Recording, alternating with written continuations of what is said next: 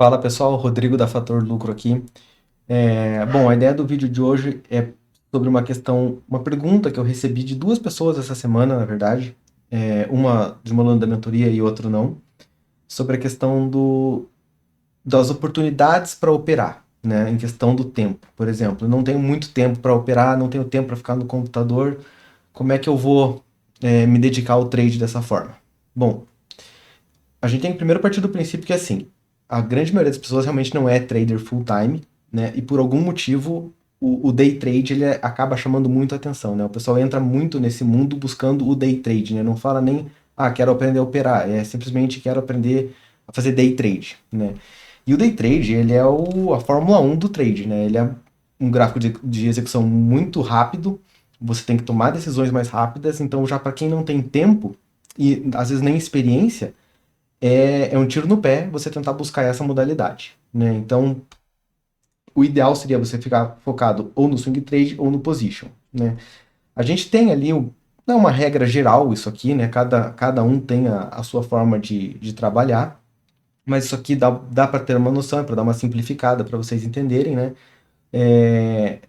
Para ver o quanto de tempo você pode acabar dedicando no seu dia a dia aí para operar. Então, por exemplo, o day trade, contexto é 1 hora. O pessoal que opera day trade, normalmente, eles focam em poucos ativos. Dois, um ativo só, né? E todo dia observando aquele ativo e operando sempre os mesmos setups, sempre nos mesmos time frames, olhando, por exemplo, no começo do dia, no contexto do gráfico de 1 hora, se a gente está em um suporte, numa resistência, esperando chegar numa localização de interesse, e aí você faz a tua execução nos 5 minutos. Isso aqui pode variar, você pode usar aí o 1 hora e o 15 minutos, ou 50 minutos de contexto, 10 minutos de execução. Isso aqui não é uma regra fixa, né? Cada um tem o seu estilo. Até o pessoal aí que usa os 2 minutos realmente como execução para ter uma entrada bem refinada. E aí a gente cai para o swing trade, que é onde eu acredito que seja o mais interessante para quem está até começando e também não tem muito tempo para analisar o gráfico. Por quê? Porque você não precisa de tanto tempo e você ainda consegue uma certa quantidade de operações ali, de oportunidades mais frequentes do que o position, né? O position ele é de longe o mais sossegado, o mais tranquilo, é também um dos mais lucrativos porque você consegue às vezes aproveitar tendências grandes, só que você acaba tendo menos oportunidades, né? Talvez não no mercado cripto, a gente tem aí uma mudança muito rápida, muito constante acontecendo. Porém, no swing trade, acho que até para quem está começando, você consegue colocar mais em prática o que você está aprendendo e aí até identificar possíveis áreas de melhoria, onde no position você demoraria mais tempo. Mas ainda assim, o position eu acho uma excelente modalidade, né? Uma das que eu até mais gosto, só que é uma coisa mais chata, né? Digamos assim. Não que o trade ele tem que ser algo emocionante ou algo assim, não é nada disso, né? Ele realmente é, para ser um trabalho meio tedioso, né? O trade ele não tem muitas emoções acontecendo, pelo menos não é para ter. Então, o swing trade talvez se encaixe nesse contexto aí mais interessante para a maioria, né? Onde você vai usar o diário como contexto. Em muitos casos, você pode usar só o gráfico diário até para a própria execução. Eu operei por anos só com o gráfico diário. E você pode também, né, se quiser uma entrada mencionada, usar para um gráfico de 4 horas, de repente até o gráfico de 1 hora também, né? A mesma coisa vale para o position, né? Usar o semanal e somente o semanal. Então, no caso, você olharia para os gráficos todo fim de semana, às 9 horas da noite ou às 8 antes do candle semanal fechar, né? No domingo, no caso das criptos, ele fecha no domingo 9 horas da noite. Ali às 7, 8 horas você senta no computador e começa a dar uma olhada, né? Até esqueci de colocar uma questão aqui, a quantidade de ativos, né? Então, quantos ativos você olharia no position? Pelo menos uns 200, tá? 200 mais. Quantos ativos você olharia no swing trade? Ideal aí de 30 a 40. Você também pode usar aí 200 até 200, 100, 200 ativos, mas 30 a 40 seria o suficiente, né? E já no day trade é o que eu comentei, né? Não é regra, tem gente que opera day trade em ações de todas as categorias, criptos em todas as categorias, mas isso aqui é só para vocês terem uma breve noção, né? Então você vai ficar aí de 1 a 3 ativos, né? E eu, por exemplo, no caso do day trade, eu opero somente dois ativos. Eu opero o Nasdaq e o ouro, né? Então no swing trade eu já tenho uma lista um pouco maior de 200 ativos para operar, e o position eu vou mais pelos filtros. E aí que vem aquela questão, né? Tá, mas como é que eu identifico essas oportunidades, né? Se eu vou focar no swing trade ou no position trade, né? Como é que eu vou focar?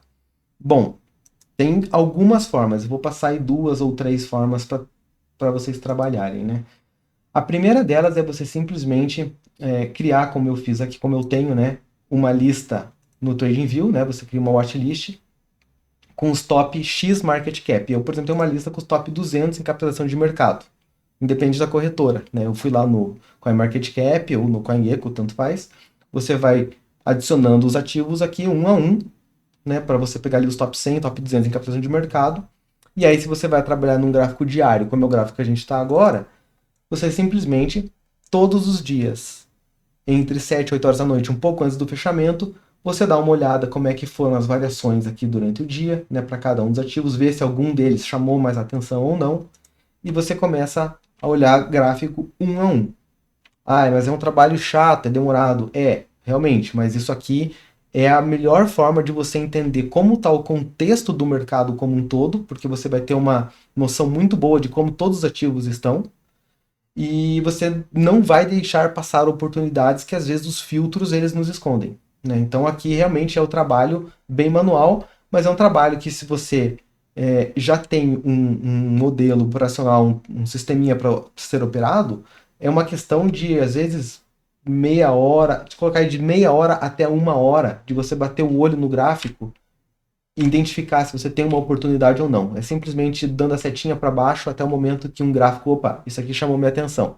E aí você vai lá e marca ele com alguma bandeirinha ou adiciona ele numa outra watchlist, e aí você vai colocando algumas oportunidades que te chamaram a atenção, né, num primeiro momento. Você não precisa fazer toda a análise, planejar todo o trade nesse momento. A gente só está buscando pelas oportunidades. Então você só está passando o olho, um gráfico a um, e aqueles que vão chamando a atenção, que nem eu faço aqui, eu vou marcando com uma bandeirinha amarela, né? E aí, depois que você tem todos esses ativos aqui, os que te chamaram a atenção, você vai para a tua bandeirinha amarela, e aí aqui você começa a planejar os trades, né? Você vê que nível que você está, se a gente está no nível de resistência ou suporte, planeja o ponto de entrada. Então, por exemplo, aqui, bio, chegamos no nível de resistência.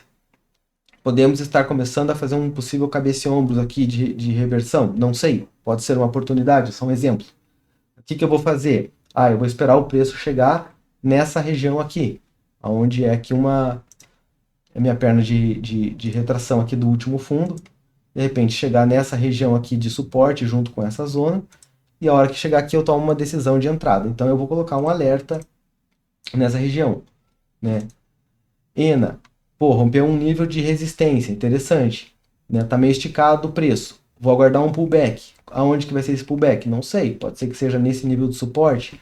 Pode ser que agora que ele já rompeu essa estrutura aqui, a gente corrija um pouco mais e venha retestar aqui para baixo. Então vou colocar um alerta aqui de preço.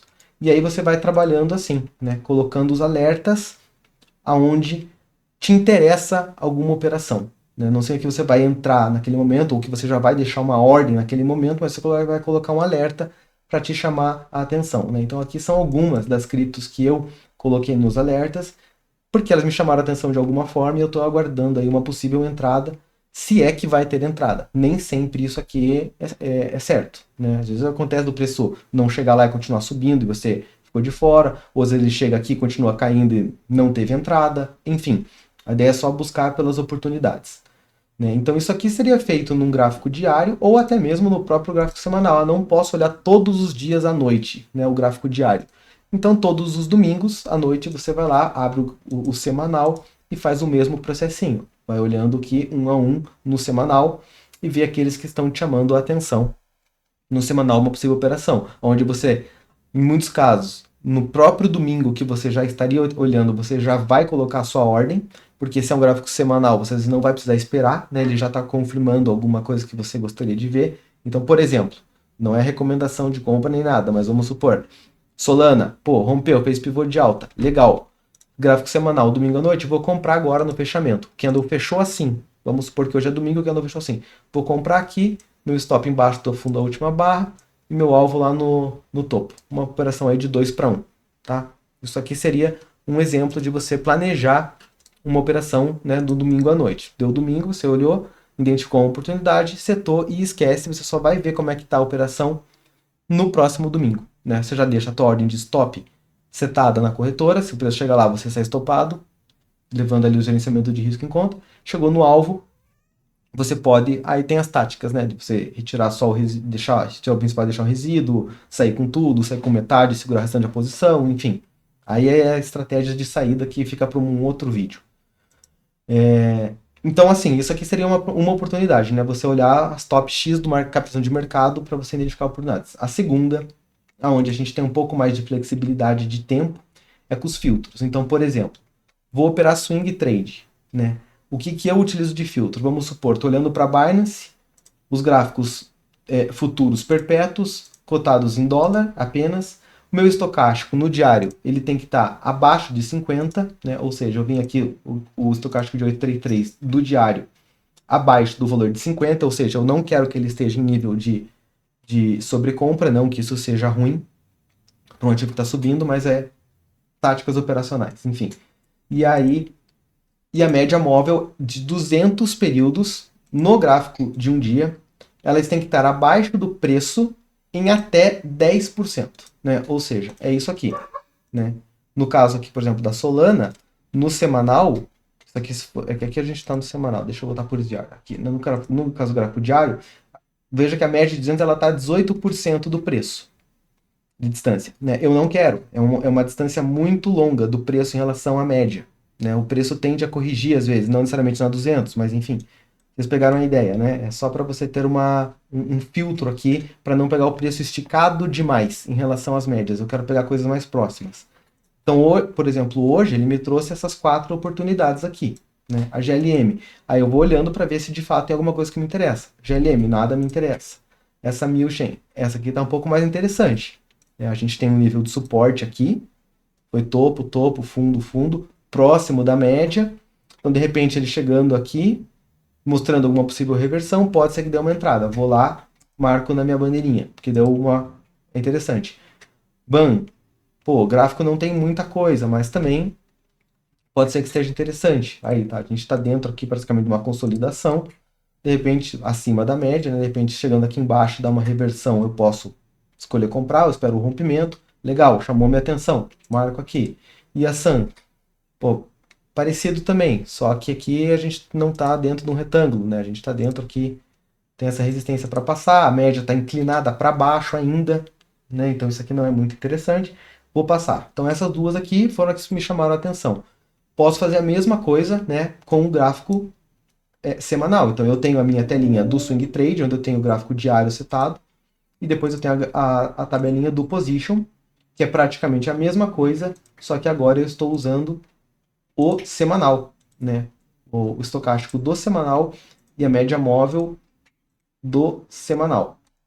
No caso, eu não tenho nenhuma oportunidade, considerando essas configurações aqui, para um position, né? Então eu ficaria de fora, não teria. Então ou eu teria que olhar dentro da minha lista de top 200, ou então esperar aparecer realmente alguma oportunidade aqui.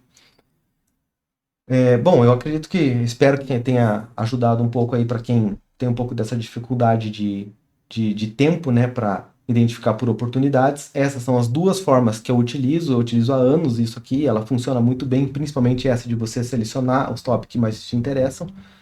E assim, existem muitas outras formas, né? Uma outra delas é você, por exemplo, ir lá no site da Dexo, que é bem interessante para ver a questão das narrativas. E aqui dentro das narrativas, você pode, por exemplo, olhar o que performou melhor nos últimos 7 dias.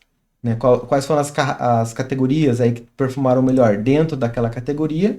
Você vai ter alguns tokens, e aí esses tokens você vai lá e adiciona eles um a um numa outra watchlist que você criar.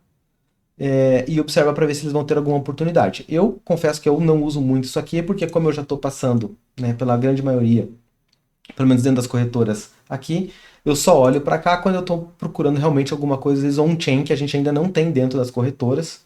Então aí, como é muito menos opções que eu tenho aqui, eu vou filtrar de 5 a 10 apenas. E aí você só vai lá no Dex Screener ou no TradingView mesmo e procura por essas oportunidades. Inclusive o próprio TradingView aqui, eu vi que eles adicionaram essa opção do Dex Screener, Então esses mesmos filtros aqui, a gente poderia, eu não tenho, né, mas a gente poderia adicionar esses mesmos filtros aqui. Por exemplo, aqui, pô, quero olhar só o que tem aí na Uniswap V3 Arbitrum, Uniswap Ethereum, na Orca, por exemplo. Estou dando exemplo aqui, tá? Vou tirar a rede, deixar a rede da Base, colocar a rede da Ethereum, colocar a rede da Solana. E aí você filtra aqui, quero olhar aqui só pelo que tem mais de 1 milhão de volume nas últimas 24 horas. 10 milhões de volume nas últimas 24 horas, né? Ele vai te trazer algumas opções aí. Enfim, consegue brincar com os filtros dentro do próprio do TradingView com a DEX para identificar aí possíveis oportunidades também, né? Então, eu não utilizo tanto isso aqui. Eu acho que é muita coisa, às vezes dá para ficar olhando, fica muita coisa repetida. Eu acho que pelo DEX aqui você já consegue ter uma boa noção. Enfim, pessoal, acho que era isso aí para hoje. Espero que isso aqui ajude aqueles que não tinham muita ideia de como buscar por oportunidades para você operar devido à falta de tempo, né? E para você não ficar focado só, às vezes, nas macro ali, nas maiores, você às vezes acabar encontrando uma oportunidade de uma cripto um pouco menos conhecida a partir dos filtros ou até pela capitalização de mercado dela mesmo. Beleza? Se você gostou do vídeo aí, por favor, deixa seu like, se inscreve para ajudar o canal a crescer e até a próxima.